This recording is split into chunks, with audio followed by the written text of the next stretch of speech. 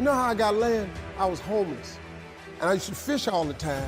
I wasn't fishing playing, I was fishing catching fish because I drive to a rest area because I kept charcoal in my trunk. And when I got to them little grills on the side of the rest area, I'd take my charcoal and I'd fry my fish. But I was always fishing somewhere illegally because I ain't own no lake or nothing. And I catch a string of bass, probably get 6, 7 on there. Hey, what are you doing over here? Get away, get out of here. I pull my string up. Hey, them fish don't belong to you. Let them fish go. I got to take all them fish off the hook and throw it back in the water. He didn't know, man, that I'm trying to eat, but I can't break no law, so I got to go on by my business.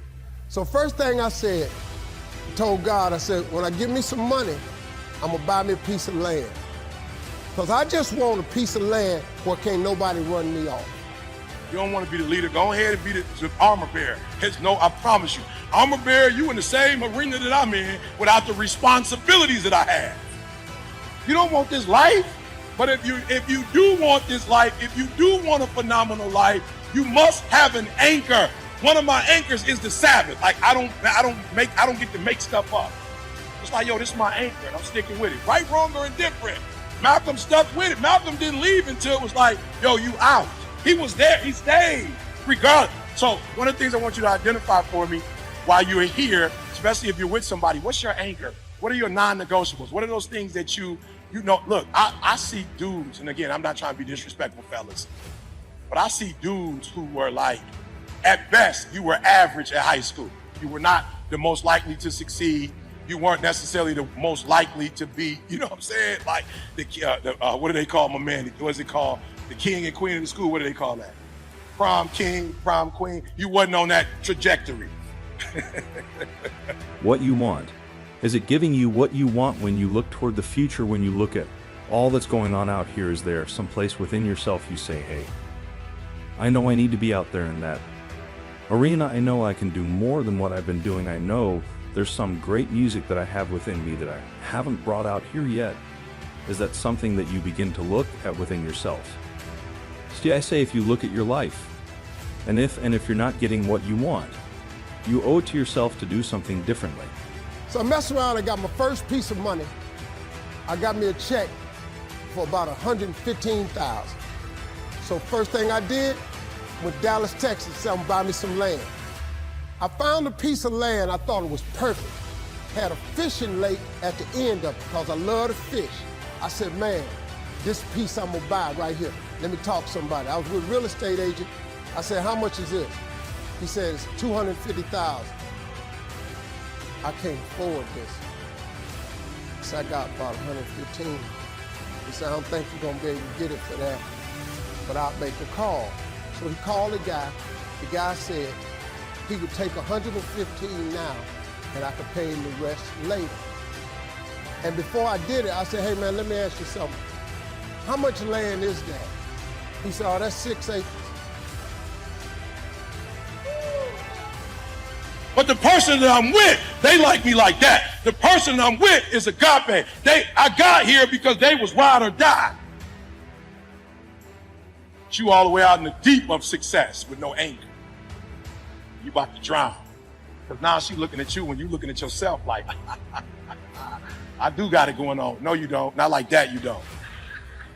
Not like that. And again, there's nothing wrong with the fact that you don't got it going on like that. That's a lot of responsibility.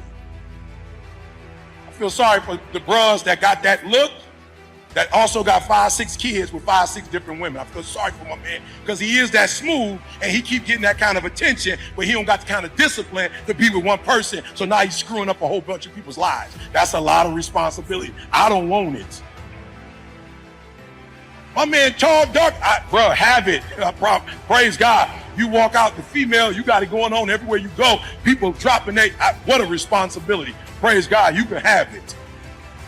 There are certain things that God specifically have in mind for you and only you for you in your career and your life and lifestyle to get from where it's at to where God is ultimately destined for it to be. You're going to have to shed some excess fat. You're going to have to shed some dead weight. You're going to have to shed a few pounds in people in order for you to ultimately get to where you're destined to be. And it's going to feel lonely. There's not going to be the same jokes. it's not going to feel the same as it does right now. And that's the sacrifice. The depth of your struggle, the depth of your sacrifice will determine the height of your success. The ultimate test of character molding and shaping in sacrifice is to understand that you're supposed to go off and be on your own and do your thing. Everybody here has had the experience of starting to read about a subject, think about a subject, become interested in a subject, and suddenly you started to attract into your life books, magazines, articles, conversations, people, opportunities to expand on that subject. You had that experience before? What you do is you create a force field, which we cannot explain scientifically, but it is a field of vibration that goes out from you and attracts back into your life everything that you need to realize your dominant goal. God got great life for you, man. But you're going to have to ask for it. And when you ask for it, you're going to have to believe it. After you believe it, you got to put your work in. Now, if you don't want to do the work that it takes to be successful, this man with his success, if you knew how hard he worked, if you knew the hours he put in, the hours his daddy put in, if you knew what it really took, it's daunting. It's days, man, where you go, whoa, what is this I'm trying to do? But you got to hang in there. See, getting what you want is up to you. How you get there, that's up to God. See, the problem with you is you trying to figure out how to do something. Listen to this. The how-to ain't none of your business. The Bible don't tell you to figure nothing out. It say ask, believe, and receive. Now, see, you keep going down these churches, they keep telling you this, but you ain't listening. I'm asking you to listen.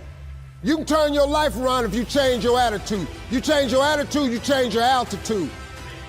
Come on, are you hearing me? So do me a favor. Before we leave, I need you to know what your anchor is. Because you're watching CJ and I on the outside. You're not watching. Let me tell y'all something. You are connecting with people because of money. That relationship is doomed from the start. It's a disaster. You done went in on some business stuff. Y'all done went in on some money. It's bound to disrupt. It's bound. But if you get with good people who have good intentions, who have a good heart, it's bound to blow up. What's your anchor? I had to get an anchor because I ain't had one. Well, I did have an anchor. My emotions made me make certain decisions and do things that wasn't even healthy for me. I was literally so stupid that I was living in an abandoned building at 16 because I was so emotional. Does that make sense? I just want to make sure y'all caught what I said. I was so emotional, so pissed, so want to do what I want to do, what I wanted to do, that I would prefer to be in a house that didn't have no water. I prefer not to eat on a regular basis. I prefer not to take a shower, to be in my emotions than be rational. Shine trying to sit on everybody else's sun.